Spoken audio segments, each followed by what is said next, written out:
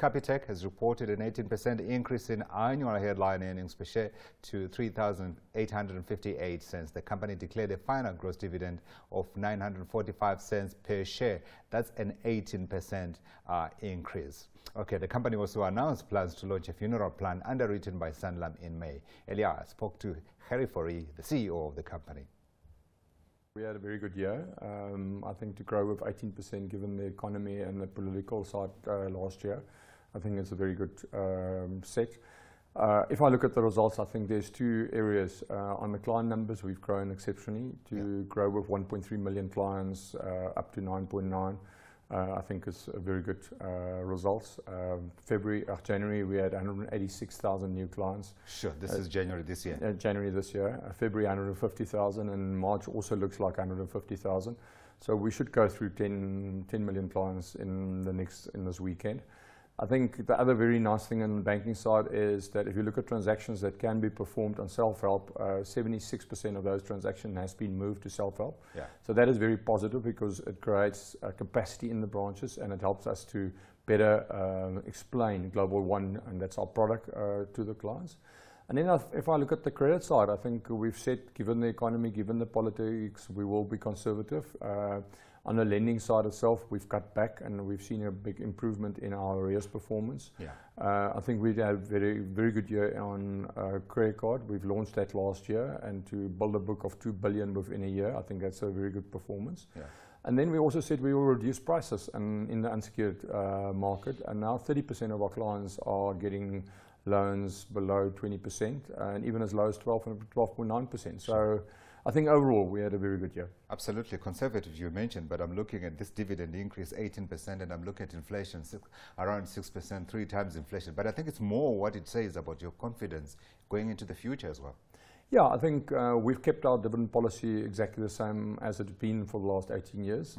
So we believe in rewarding our shareholders. So it gives you a dividend cover of 2.6%. So we're quite happy to pay that up to our shareholders. Absolutely. At the same time, you're getting into a space you want to become a fully fledged bank like the big boys, right? And yet at the same time, we've got competition coming from Discovery and others. How confident are you you'll be able to compete? Well, it's difficult to comment on the competitors because we haven't seen their product and we haven't seen their pricing, we haven't seen their positioning. Yeah. It's all been, I don't want to say rumors, but they've said they're going into the marketplace. Yeah. So it'll be interesting to see how that looks. But one needs to remember ourselves plus the other banks are also working in the digital space. We're also working on electronic payments.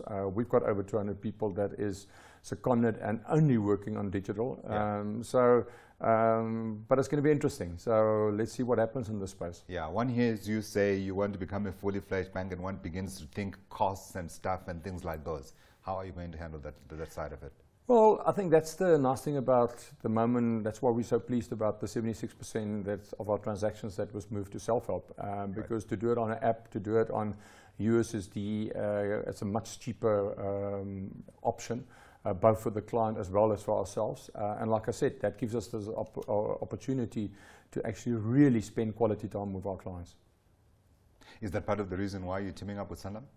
No, Sanlam was, if we look at the basic needs of a client, we've always said it's transacting, credit, insure. So we've said we will bring out insure. I don't think people listened very carefully to what I said, but I mentioned it very indirectly. And we've been working the last 12 months on the product. Yeah. Funeral is the first product. We will definitely expand the product range. Yeah. We just see a big opportunity on the funeral side by bringing in what we've done to banking. We believe we can do on the funeral side. There's a pricing opportunity, and there's opportunities to make it much more simplistic and transparent for clients. Yeah. So we talk about what Capitec will become, and I'm beginning to think, what can a future Capitec look like? Well, we still believe there's plenty of opportunities. If you look at unsecured market, we've got a 26% market share. On the total credit market, we've got a 5% market share. Room to grow. Yeah, if you look at credit card, we've got a 1.8% credit market share. So there is plenty of opportunities. On the insurance side, we've only started. We're only going to market in May. Yeah. If I look at the banking side, we still believe we can still penetrate a big portion of the market segment, especially the more higher income areas. And then there's the whole SME side, and as you know, last year we bought a business, Cream Finance, that operates in 8 countries.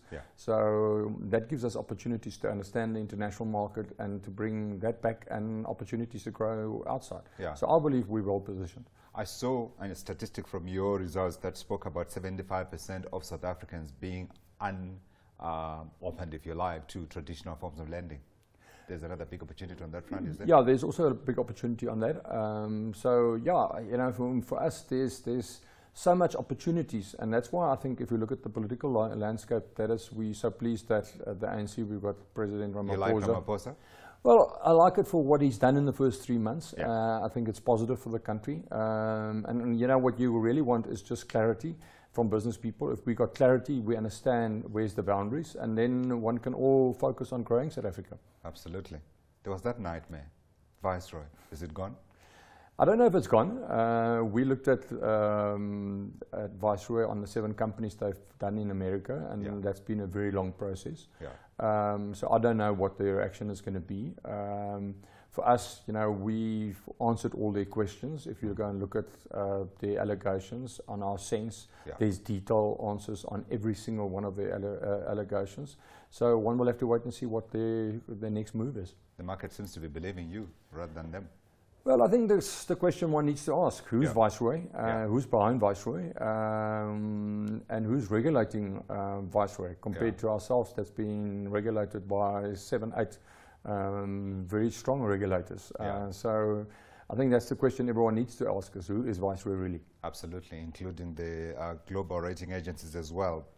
Another line, and last question, best retail bank in the world. I'm looking for a time frame. Time frame to what? To the best retail bank in the world. Well, Lafferty said now 2 years in a row we're the best. We still don't believe we're the best. That's quite interesting. If I look at Exco, when we got the reward, we said we're not the best. It's that I think where leadership comes in, and then I think if you look at to be the best in the world, it tells me there's 3 things that you need to do. You need to be very strong client-centric. You need to understand your client. The second thing is you need to continuous challenge yourself and continuous improving. And then for me, a very important one is making certain your staff goes the journey with you. You appoint the correct staff, you develop the staff, you keep them motivated, and need to understand where you're going. So those are the 3 things that we're focusing on.